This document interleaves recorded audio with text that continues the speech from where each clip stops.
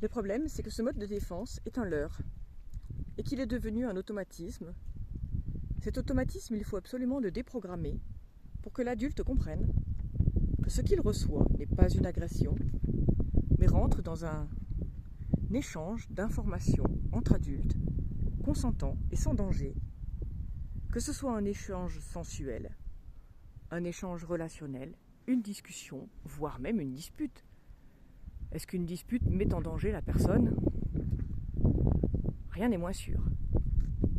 Combien de fois dans votre vie avez-vous ressenti cette impression de passer en mode survie ? Non pas après être entré en dissociation, mais avant être entré en dissociation. Je veux dire, combien de fois dans votre vie avez-vous vraiment vécu ce sentiment d'être en danger de mort ?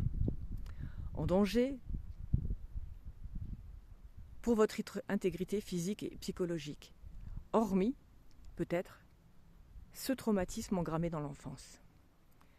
Cette question est très intéressante. On a souvent des échanges tumultueux les uns avec les autres, parce que l'être humain est un être d'adaptation, et que c'est la confrontation à l'autre qui fait évoluer et qui permet de se remettre en cause. Mais honnêtement, avez-vous craint pour votre vie ? Sérieusement ? À chaque fois que vous êtes entré en état de dissociation ? À chaque fois que vous vous êtes coupé de vos émotions ? Ou avez-vous la sensation qu'effectivement, ce processus vous a dépassé et qu'il est allé plus vite que votre propre volonté ? Cette réflexion est importante.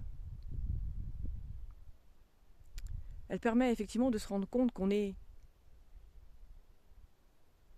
sujet à des programmes cachés, un peu comme des spyware, qui se déclenchent au gré de notre ego, au gré de notre inconscient. Parce que il est possible que peut-être nous soyons en danger. Mais le sommes-nous vraiment ?